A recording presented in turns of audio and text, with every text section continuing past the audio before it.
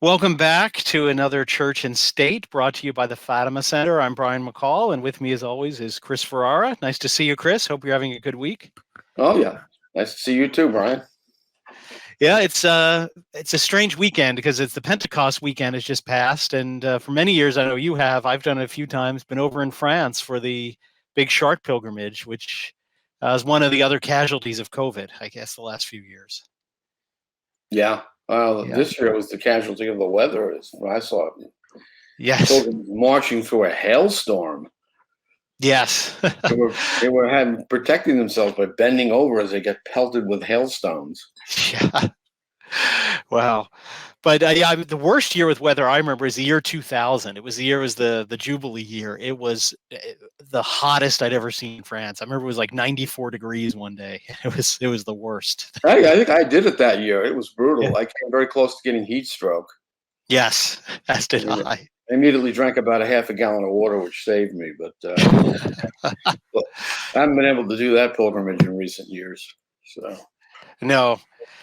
Well, speaking of France, our first story, we're going to talk about the church, was an interesting story that, at least in the English-speaking world, was broken by LifeSite News. I think I did see some French reports before that, but LifeSite brought it out here. So it's the Bishop of Toulon, who has been bishop for 22 years. Bishop Dominic Rey, spelled R-E-Y. There's a Cardinal Rey that maybe people have seen in the news, different person. But he appears to have about the only thriving seminary in France. I mean, most diocesan seminaries are shut down for lack of people. But he was preparing to ordain 6, I think, priests and 8 deacons on June the 26th. And he received an order from the Vatican. You can't do that. They are suspended indefinitely. They cannot be ordained. Now, you might be wondering, wow, what did these seminaries do? Were they horrible? Were they found of committing sins against the 6th commandment? Were they promoting heresy? Well, apparently not. Apparently they were too traditional. And this seminary was too traditional. And so they've been told they're not allowed to be ordained. So how do you think this fits into the larger plan of the Francis Vatican that we've been seeing unfold the past year? Plan? The only plan we've seen evinced in Francis's pontificate is wanton destruction of everything he touches. But the reason that they can't be ordained, these priests and deacons, is the one unforgivable canonical delict, which is suspicion of orthodoxy. It's the only reason. It's an arbitrary exercise of power by a neo-modernist pope.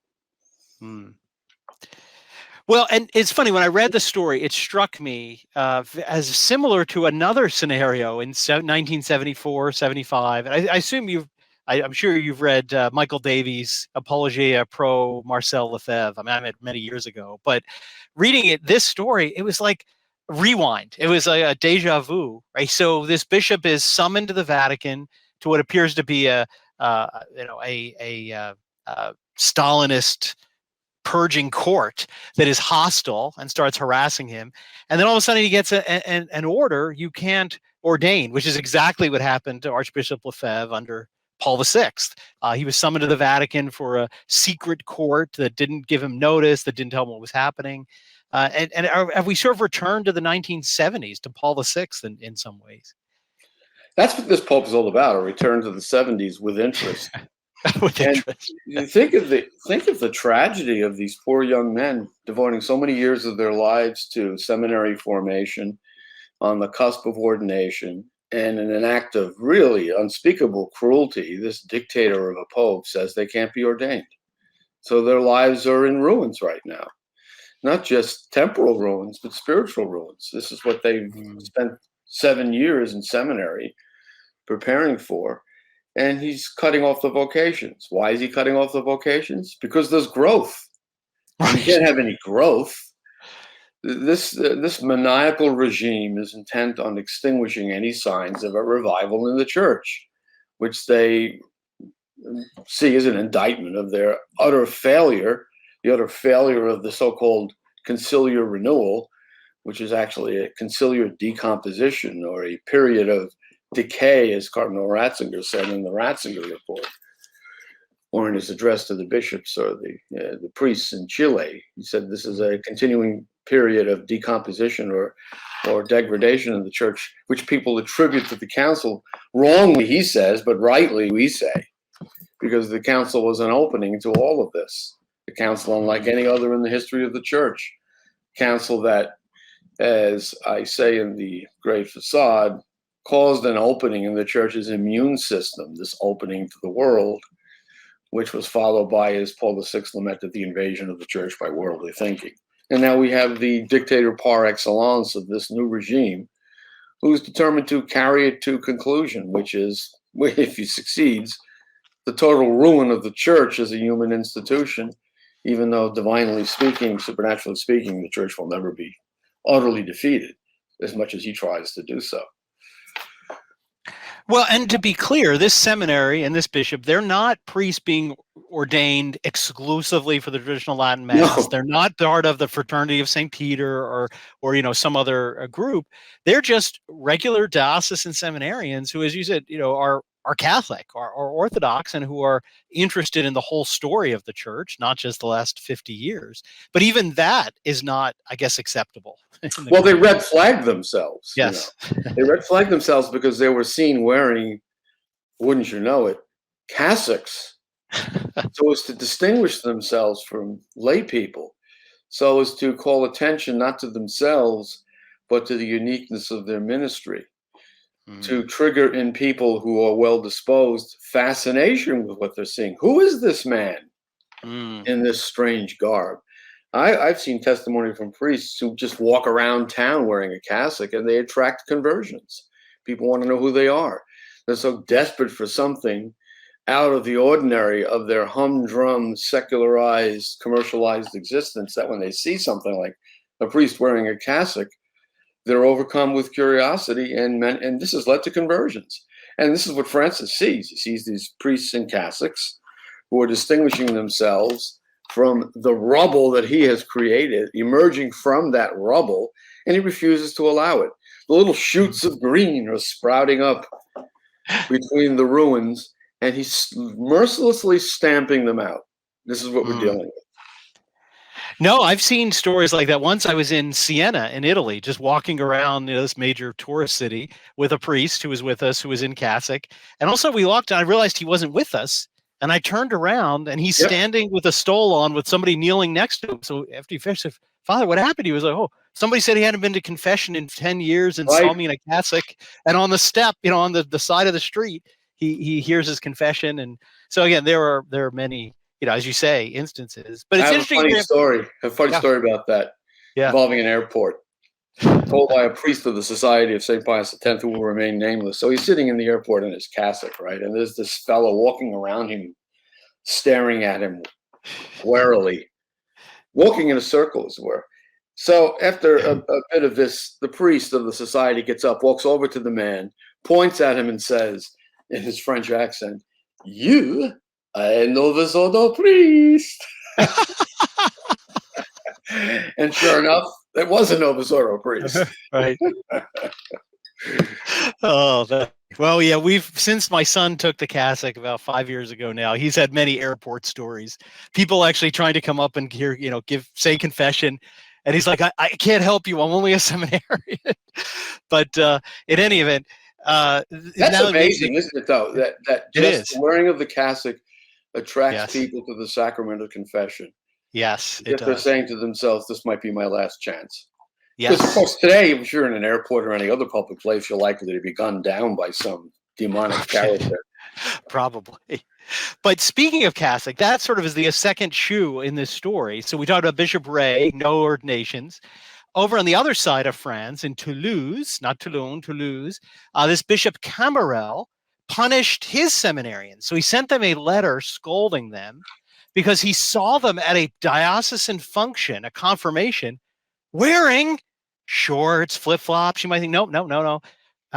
Wearing a cassock and surplice in the sanctuary for a sacrament. And he takes them to task in this letter, which is shocking, and says, you are forbidden to wear a cassock and surplice in the seminary or anywhere else in my diocese. That's their crime. They're forbidden. And then he goes on to say, because you're not really clerics, you're just lay people. But even if you're a deacon, you can't wear it. Which again, even under the current code of canon law, a deacon is a cleric. Right? So it's just the most contradictory thing. But here it's they're punished for in a church wearing a cassock. Well, you're dealing with the hatred of the Jacobin. We've had the French Revolution in the church, and these are the Jacobins who detest any sign of the Ancien Regime. And of course, the cassock is the sign par excellence of the old priesthood, the old church, so-called the old ways, which are really timeless and will never be completely extirpated, not even by this fanatical pope. And they see this, and it incites in them Jacobinical hatred. They are revolutionaries, dying revolutionaries. Most of them are in their 80s, late 70s, early 80s. This is the last of the Revolutionary Guard, and they're passing from the scene, but not before the next conclave, and God knows what's going to come out of that one.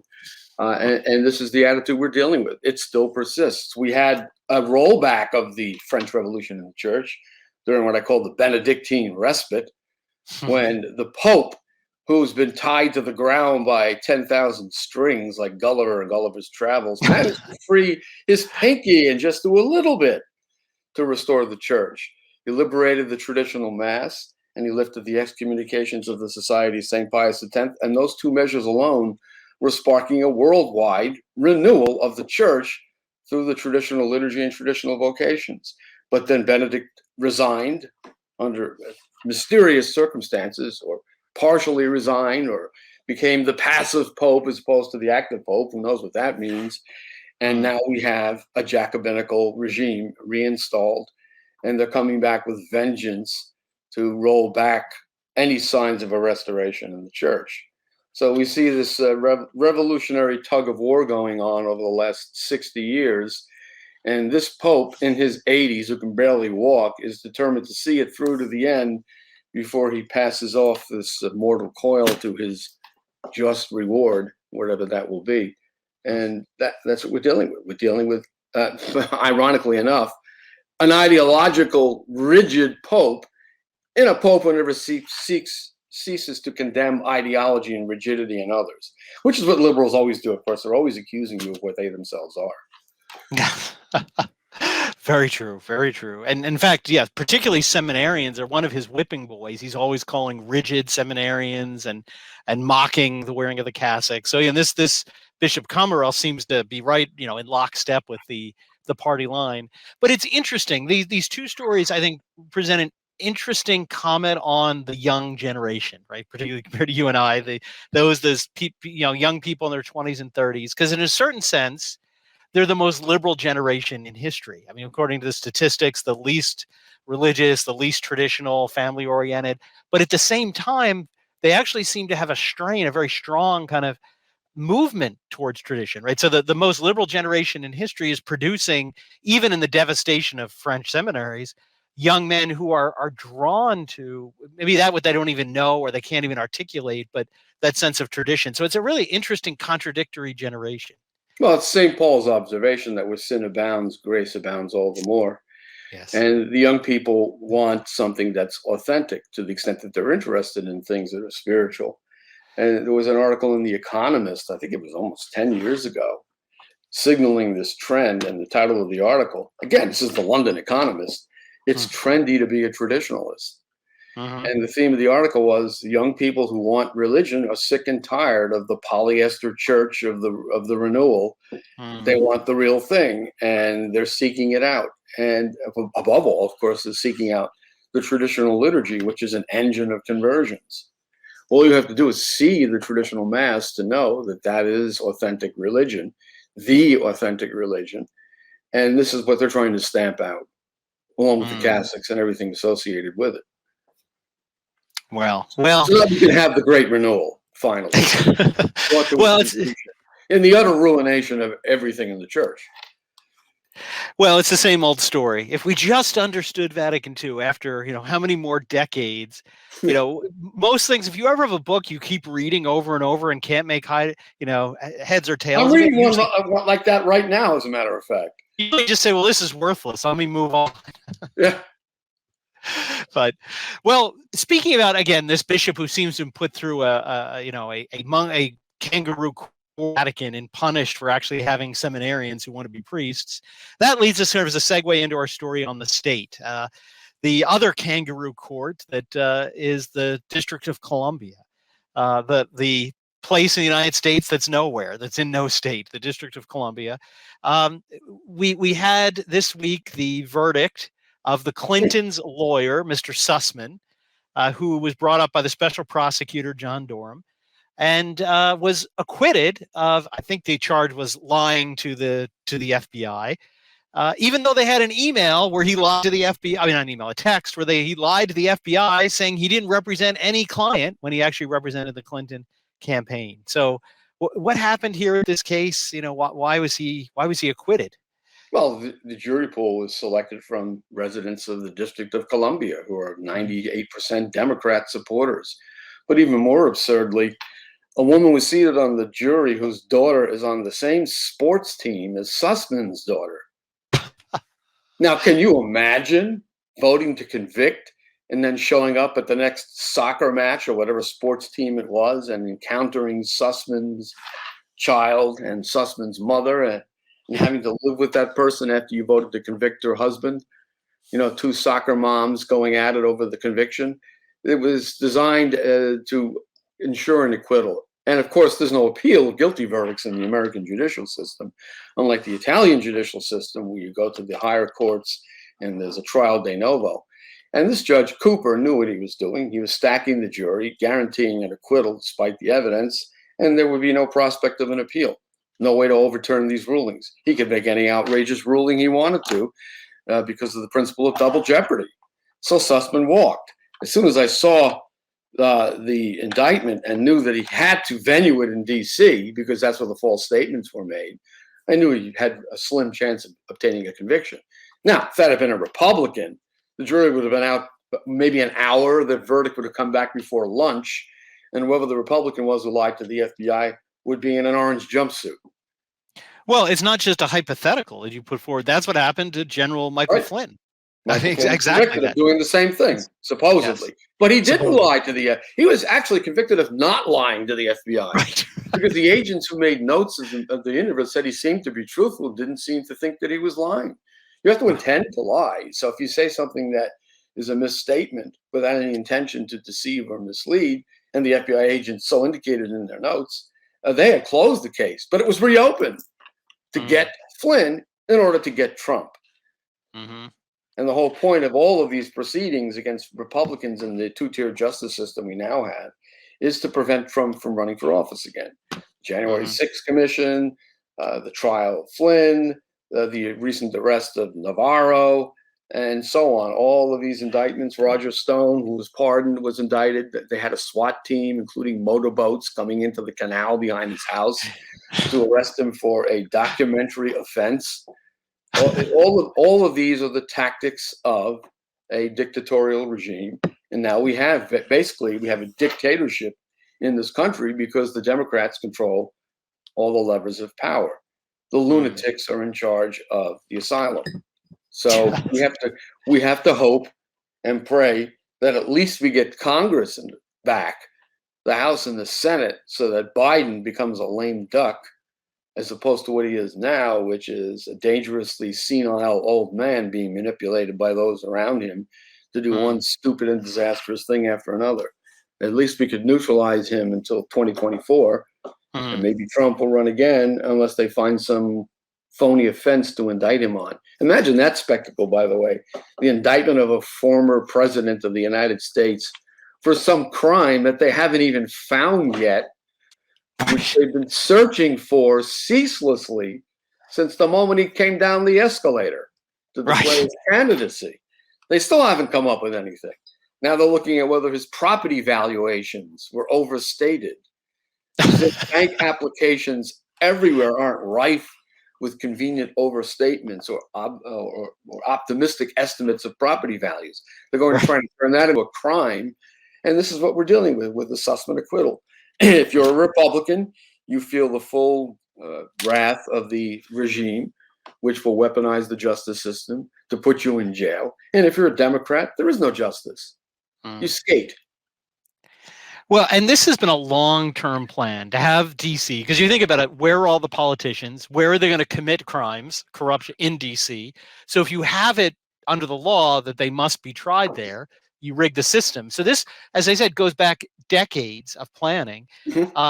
Just to remind our viewers, the judges that were appointed to the federal courts in DC have to be approved by the Senate. Well, a lot of times people blame the Republicans for doing away with the filibuster, but it actually wasn't the Republicans. It was the Democrats under Obama to appoint judges to the DC courts, to the DC circuit. They are the ones who, I think it was 2013, if I remember, first used the quote nuclear option because they were panicked that they couldn't stack the courts with Democrat judges because the Senate was controlled by the Republicans and they were filibustering the nominees. So, they back then, and if you go back to that, I know most American public, we have a short memory, but if you go back, they were overt about it. They said, we need to fill DC appellate and trial court judges now. It's imperative. And that's the filibuster for. So this is not just speculating they want a nice, safe place. I mean, they were pretty overt about it.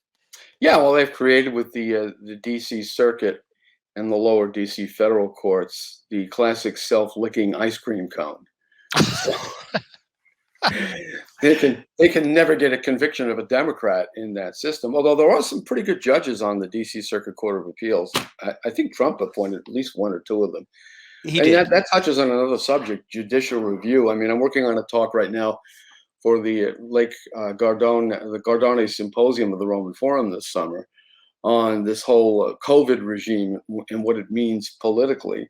And what we're talking about here is what Giorgio Agamben, the Italian thinker, calls the state of exception.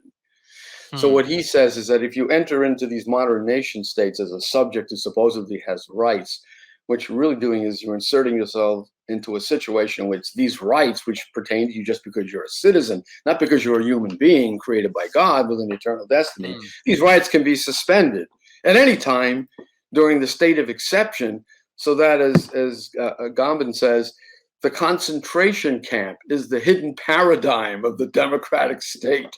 Wow. Which is what we see in Australia. They literally have concentration camps to put people who have COVID into confinement. And we're seeing it in the United States to a lesser extent. And the only thing that is saving us from final disaster is judicial review. But as Ted Cruz has said, speaking of our two-tier justice system, we are one vote away in the United States Supreme Court from losing fundamental liberties. And once, if that balance of 5-4 changes, then we're going to have the camp that Agamben says is the hidden paradigm of the modern democratic nation state, in the state of exception, as he calls it, which is what the COVID regime is. It's a state in which all rights are suspended because, after all, you only have rights as a citizen. But if you're just what Agamben calls a bare life, a life outside of the body politic, you have no rights. You are sacer, homo sacer, the term under Roman law for someone who can be killed at will because he's outside of the body politic, has no rights. Well, that's what you are if you're a Republican today. You're homo sacer. You have no rights. You've been stripped of all your rights. Well, because philosophically, if rights are a creation of the state, if it's just what we give, we can take away. And the exceptions, again, there's the Lincoln suspending habeas corpus throughout history. That there was rare exceptions, but if you figure it out and just you perpetually live in the exceptional state, then rights are completely a thing of theory and of the past. Yeah, which is the whole notion of this ambiguous term with so many different meanings, biopolitics. So in Agamben's treatment of it, biopolitics is just basically the rule over the body. You're just a body. You're a body who is either homo sacer, the one who can be killed at will, or you're a body under the jurisdiction of the state, and then you have rights that can be taken away at a moment's notice. in the state of exception, which is a basic tool of governance now, as we see with these COVID regimes. And as we see with the two-tier justice system. The justice system works as a weapon against those who are deemed to be without rights, who are outcasts, meaning now that Democrats control everything, the Republicans. Right. Wow. Well, there you have it. A lot. It's the current state of church and state, and it's interesting every few weeks when we do these how the state of the church reflects the state of civil society. It's so good. Yeah, well, there's an observation you can make about that too, because yeah, if you look at Agamben's work and other works along these lines, they talk about this problem of bare life and a man as a mere subject with rights that could be taken away. Well, what is the remedy for man in that state of vulnerability? The remedy would be his defense against state power by the church, which was always the remedy against excesses of state power. But what has happened? And this is the problem in church and state. The church, as a social force, as an intermediary body between the power of government and the isolated individual, has been decommissioned, totally taken out of commission by its own hierarchy. So much so that church and state have never been, I mean, it's funny, we talk in America about separation of church and state. Church and state have never been more aligned, more together, right, and less separated than in the recent couple of years. That's Ken Craycraft's thesis in The American Myth of Religious Freedom, where he says what we're seeing now is actually not a separation of church and state, but an effective unification of the two.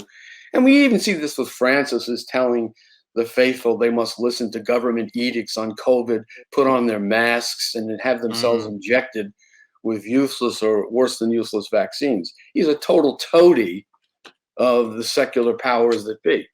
He's leading the decommissioning of the church as a force against the power of the state.